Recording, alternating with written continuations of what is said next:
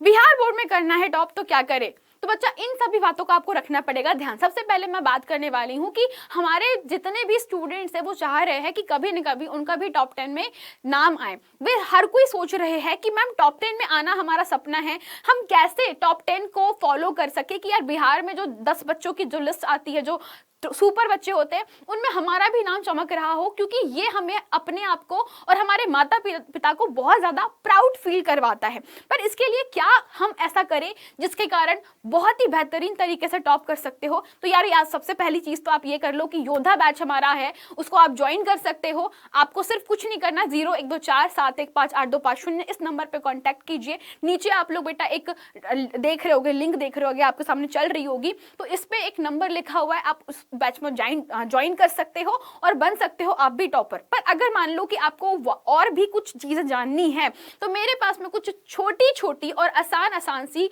Tricks है जो आपको शायद टॉप करने में बहुत मदद करेगी। सबसे पहली चीज होती है बच्चा रूटीन। हमारा रूटीन बहुत ज्यादा बेकार सा हो चुका है। आज के जमाने में मोबाइल फोन ने हमारी लाइफ इतनी ज्यादा चेंज कर दी है कि हम जहां पर अपना कीमती समय कभी खेलने पर, किताबें पढ़ने पर या कुछ नया सीखने पर बर्बाद क्या करते थे, या आप बोल सकते हो कि इन्वेस्ट करते थे, अभी हम 5-5 घंटे यूट्यूब शॉर्ट कोई सीरीज देख करके बर्बाद कर देते हैं। तो आपको ये फर्क समझना बहुत जरूरी है कि हमें कब पढ़ाई करनी है और कब माइंड को डिस्ट्रैक्ट करने के लिए मोबाइल फोन यूज करना है। अगर आपके पास में मोबाइल फोन है तो कम से कम आप उसको ऐसा प्रयोग में लाइए कि वो आपको ज्ञान दे सके, ना कि कुछ फालतू का एंटरटेनमेंट। अब रूटीन सेट करने का मतलब यह है मेरा कि मान लीजिए आप सुबह 6 बजे उठते हो, तो 6 बजे से लेकर के 6:30 बजे तक के आपका जो दैनिक नित्य काम होता है वो निपटा दीजिए। जैसे कि आप मुंह धोते होगे, ब्रश करते होगे, वॉशरूम वगैरह जाते होगे, फ्रेश होते होगे, तो ये सभी कार्य जितने कम समय में आप निपटा सकते हो निपटाइए। एक आदत डालिए कि आप कोई भी काम को किसी पर्टिकुलर लिमिट में कर सको। जैसे मान लीजिए आप लोगों को खाना खाना है, तो कुछ बच्चे लोग बड़े आराम से खाते, अच्छी बात है, कुछ लोग बहुत जल्दी खा लेते, बुरी बात है। तो आपको क्या करना है, आपको टाइम सेट करना है कि लाइक 20 मिनट अच्छे होते हैं खाना खाने के लिए, इनफ होता है, तो आपको वो 20 ही मिनट देने हैं। तो ये कहलाता है रूटीन। तो बेटा आपको एक रूटीन सेट कर लेना है कि सुबह 6 बजे उठ रहे हो तो 7:30 बजे तक के जो भी दैनिक काम है, नहाना धोना बाकी सारे काम, वो निपटाने के बाद आपके पास में जो अगला 1 घंटा है उसमें आप स्टडी कीजिए, यानी कि 7:30 से 8:30। मैं ज्यादा नहीं बोल रही हूँ, सिर्फ 7:30 से 8:30 बजे तक 1 घंटा स्टडी कीजिए। इसका फायदा क्या होगा आप सुनिए मेरी बात। 1 घंटे स्टडीज में आपको पुराना जो पढ़ाया गया था उसको सिर्फ रिवाइज करना है। रिवाइज करने का मतलब मैं ये नहीं बोल रही कि आपको रटना है या एक सब्जेक्ट को 1 घंटा पढ़ना है। मैंने कहा 1 घंटे में जितने सब्जेक्ट आपने पिछले दिन पढ़े थे उन सभी को बस रिवाइज करने की कोशिश कीजिए, प्रयास कीजिए।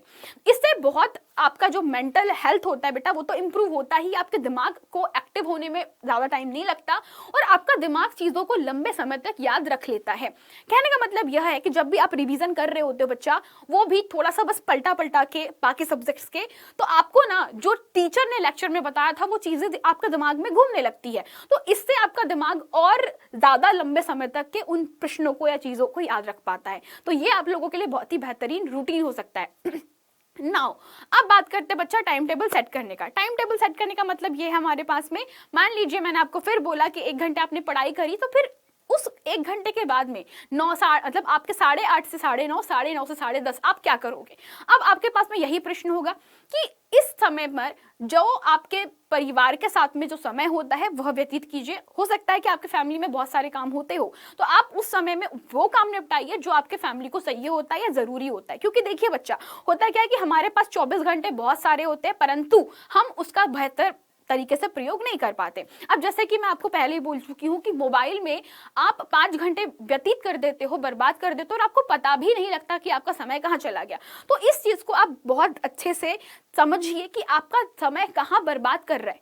हो सकता है कि कई बार ऐसा भी हो कि कुछ दोस्तों के साथ में आप रहते हो, खेलना कूदना तक अच्छा होता है, लेकिन कई बार आप ज्यादा समय व्यतीत कर देते हो उनके साथ में, तो यार वो समय की बर्बादी हो रही है। आप 1-2 घंटे स्पेंड कीजिए, वेरी गुड, पर आप ज्यादा समय बर्बाद कर रहे हो तो बेटा वो वेरी बैड हो जाएगा। ठीक है, तो आपको डिसाइड करना है कि आपका कौन सा टाइम आपके लोगों के लिए सबसे बेस्ट है स्टडीज के लिए। एंड सबसे इंपॉर्टेंट चीज आपका सर्कल। यस, आपके दोस्त लोग आपको बहुत ज्यादा अच्छा उठा भी सकते हैं और नीचे गिरा भी सकते हैं, तो आपको ट्राई करना है कि आपके फ्रेंड्स लोग अगर स्टडीज नहीं करते, आपको बार बार बोलते कि यार डिस्ट्रैक्ट करते कि यार मत पढ़, क्या ही हो जाएगा, तो फिर बेटा थोड़ा सा बेकार चीज है ये, क्योंकि आपको उनसे थोड़ा सा डिस्टेंस मेंटेन करना पड़ेगा, क्योंकि जैसे माहौल में हम रहते हैं वैसा हमारा दिमाग हो जाता है। अगर आपके दोस्तों ने आप लोगों को बोल दिया कि यार नहीं कर पाएगा, नहीं हो पाएगा, हम लोग इतना अच्छे से नहीं पढ़ पाते, हमारे माँ बाप ऐसे हैं, हमारे स्कूल में पढ़ाई नहीं होती है, तो आपके दिमाग पे उसका इम्पैक्ट पड़ेगा और आप भी पढ़ाई से थोड़े से ऊब जाओगे और आपको भी पढ़ाई फिर उतनी अच्छी नहीं लगेगी। तो ट्राई करना है कि आपको आपके उन दोस्तों से दूरी बनानी है जो कि आपको गलत कामों के लिए अग्रसर करते हैं। एंड सबसे इंपॉर्टेंट चीज, बच्चा एक टॉपर कभी भी अपना टाइम टेबल हमेशा एक जैसा फॉलो करता है। फिर नोट्स बनाना मत भूलिएगा, नोट्स बहुत जरूरी होते हैं, क्योंकि यार कितना भी आप लोग पढ़ लीजिए, आपको कहीं से कितना भी मटेरियल मिल जाए, जैसे कि हम लोग भी योद्धा बैच में बच्चा आप लोगों को मल्टीपल नोट्स देते हैं, हम आपको बहुत सारी पीडीएफ भी देते हैं, क्वेश्चन भी करवाते हैं, परंतु मेरा एक सजेशन है कि अगर आप टॉपर बनना चाहते हो तो इन सब मटेरियल का प्रयोग करके बहुत ही बेहतरीन तरीके से खुद की स्वयं की कॉपी जरूर बनाइए।